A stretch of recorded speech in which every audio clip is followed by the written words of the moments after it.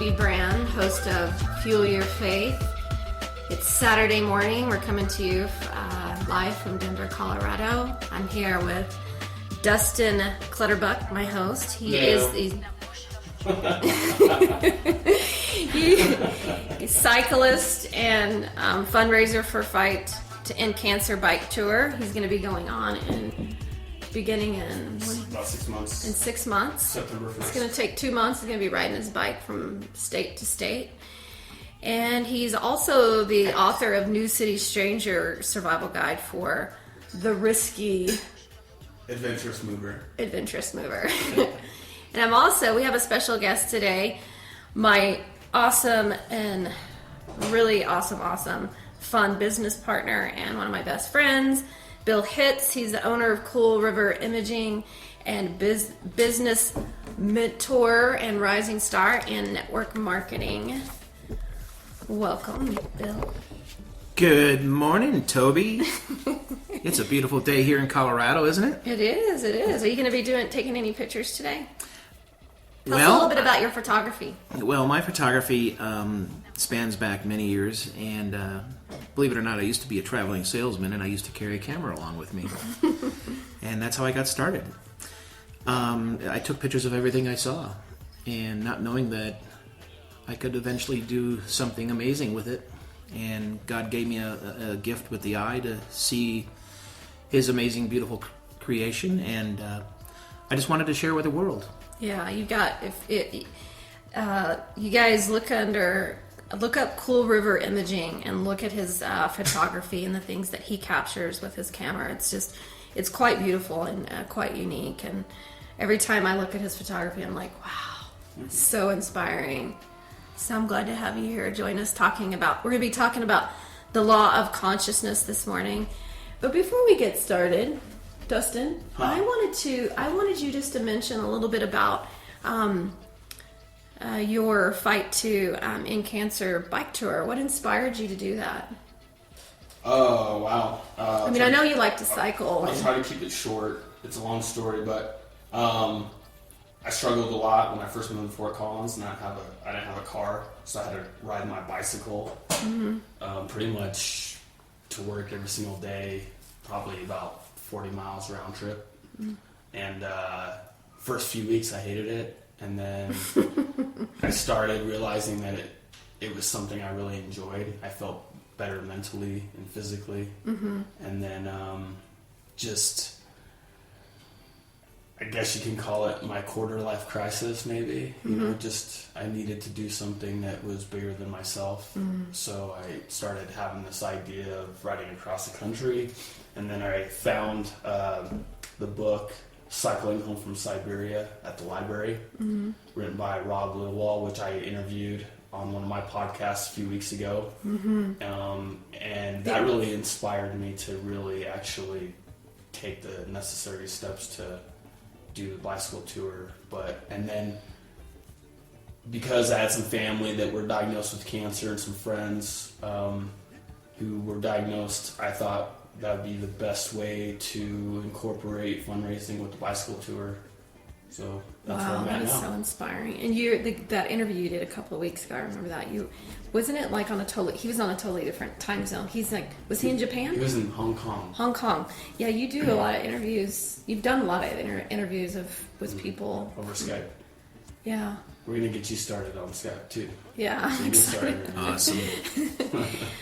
All right, everybody. So today we're going to be talking. I was introduced to this book last year by Neville Goddard. It's called Feeling is the Secret, and it's a very, very, very powerful book. And the reason why I wanted to, we all agreed, all three of us, Dustin and Bill and I, we all agreed to read the book and just do a podcast and share what we learned from it. We're only going to go over chapter 1 today. It's the law of consciousness and its operations, because it's a pretty in-depth chapter. This book's only got, I really highly encourage everybody to get it. It's only got 4 chapters, and it's 41 pages long. Law and the law of consciousness and its operations. And then chapter 2 is about sleep, and chapter 3 is about prayer, and then chapter 4 is about spirit and feeling.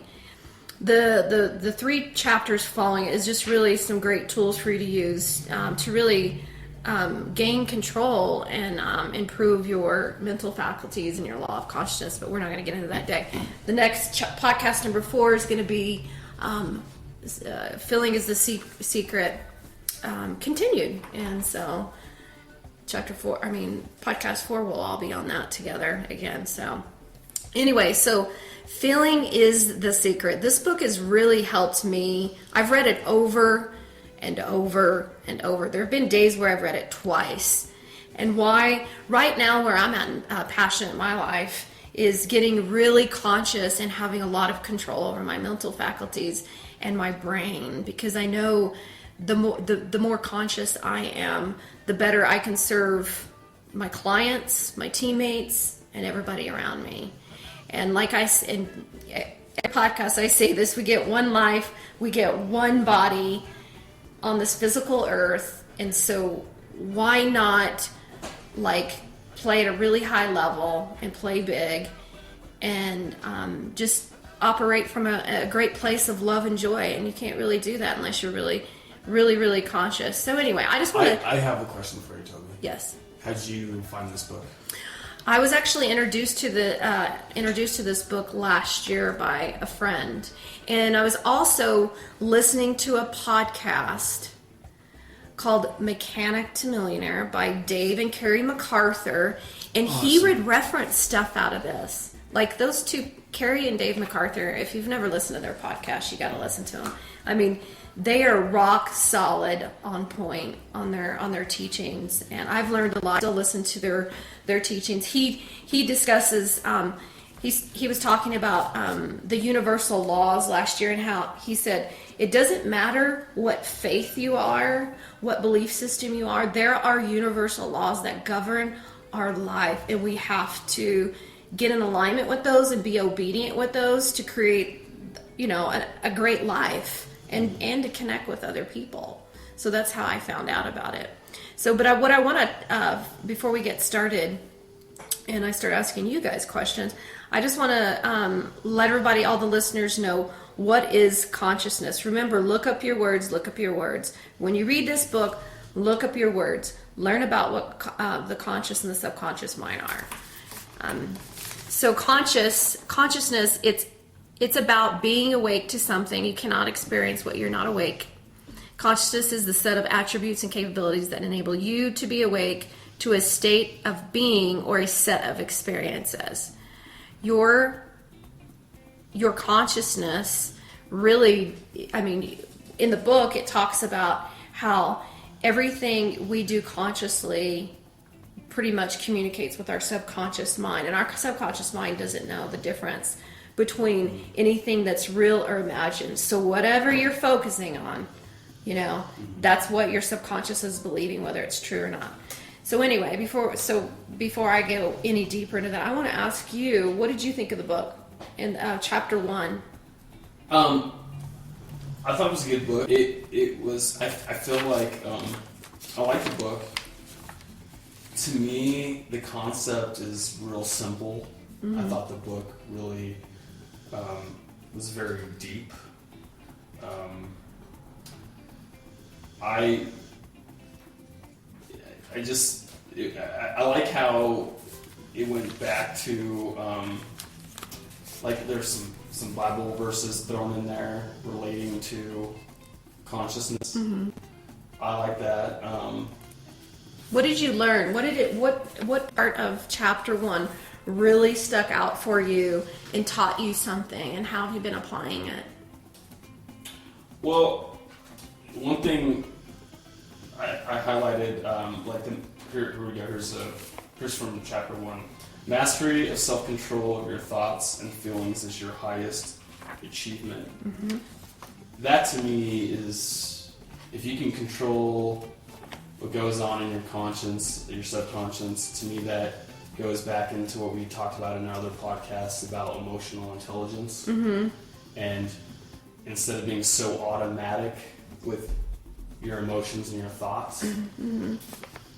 you're more conscious and aware of your thoughts and where they come from. Mm-hmm. And I look at the conscious almost as like digital media. You know, you look at CDs, it's ones and zeros. And when you make habits, you're imprinting those habits into your subconscious. Right.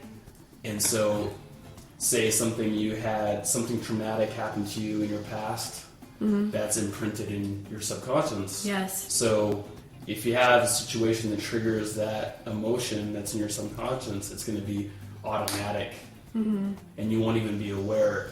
But that's the thing, is you have to bring yourself into that mind state to be aware of the way you react. That's what I got out of chapter 1.